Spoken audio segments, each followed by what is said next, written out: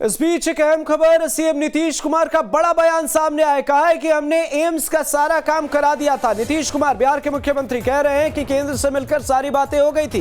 पहले डीएमसीएच में निर्माण की बात थी, वहां बनाने की स्थिति नहीं थी तो शोभन में जगह देखा गया। शोभन की में स्थिति सबसे बेहतर है।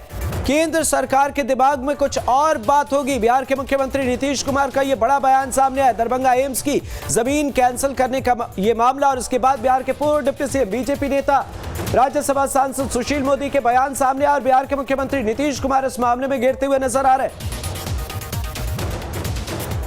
इसका मतलब है कि केंद्र की सरकार को कुछ और दिमाग होगा, तुमको कोई दिमाग है, हमको इससे क्या मतलब?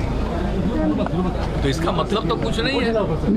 हम तो चाहे थे कि वहां पर लोग स्वीकार किए और बाद में उसको नहीं करके दूसरा किए। वहां तो हम लोग जो हमारा है मेडिकल कॉलेज हॉस्पिटल, उसको और उसका हम लोगों को विस्तार करना है।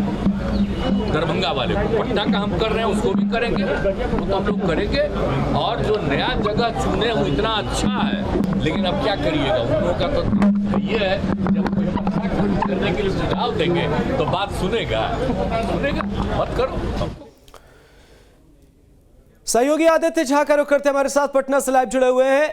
आदित्य, दरभंगा एम्स की जमीन कैंसिल करने के मामले पर अब सियासत हो रही है। सुशील मोदी के बयान सामने आए, उन्होंने कहा कि ये होल्ड लेने और क्रेडिट लेने की जंग है। दूसरी तरफ मुख्यमंत्री नीतीश कुमार कह रहे हैं कि केंद्र के दिमाग में कुछ और चल रहा है। ये मामला है क्या?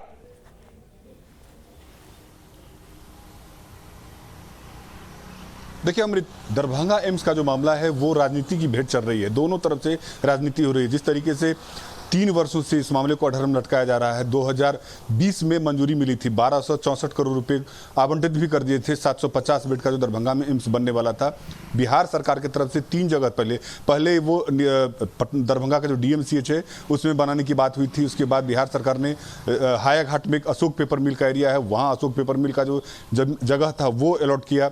बाद में जो शोभन बाईपास है वहां पर जगह भी अलॉट हो गई थी और अप्रैल महीने में 309 करोड़ रुपए बिहार सरकार ने मिट्टी भराई और चहारदीवारी के लिए टेंडर भी पास कर दिया था। तो बिहार सरकार का यही तर्क, और नीतीश कुमार यही कह रहे हैं कि जो भी प्रक्रिया, जो क्लॉज लगा करके इसको रिजेक्ट किया गया है, उसी को खत्म करने के लिए बिहार सरकार ने 309 करोड़ रुपए आवंटित कर दिए हैं और उसका टेंडर भी हो गया है। जहां पर चहारदीवारी होगी और जो लो लैंड एरिया की बात की जा रही है उसको भरा करके तब एम्स के निर्माण की बात होती है।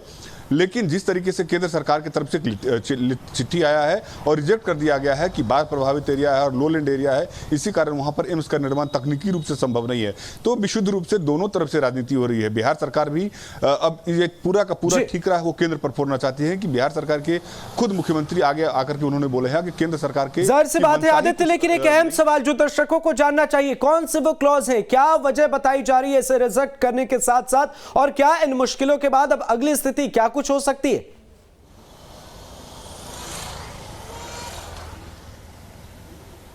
देखिए अब तो सीधा केंद्र सरकार के हवाले से जो लेटर आया है उसमें ये कहा गया है कि जिस जगह को बिहार सरकार ने आवंटित किया है, जो दिया है एम्स बनाने के लिए, वो बहुत ही गहरी है। जहां पर लो लैंड एरिया है, बाढ़ प्रभावित इलाके में, वहां हमेशा लगभग 2 से 3 महीना पानी से घिरा रहता है वो चारों बगल। इसीलिए तकनीकी रूप से वहां पर एम्स का निर्माण नहीं हो सकता है।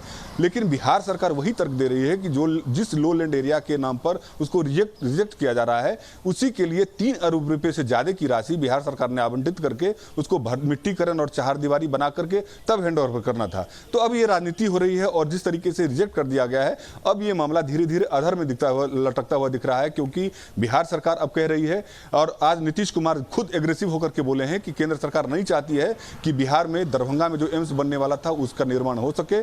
और उन्होंने यहां तक कह दिया कि 24 में यदि सरकार बदलती है तो उसको नए सिरे से बृहद रूप से दरभंगा में बनाएंगे। तो अब ये एक राजनीति का एजेंडा बन गया है। बिल्कुल, कहीं ना कहीं ये मामला जो है अब सियासी गलियारे में। आदित्य, नजर बनाए रखिएगा, आगे भी आपसे अपडेट लेंगे। फिलहाल बहुत बहुत शुक्रिया।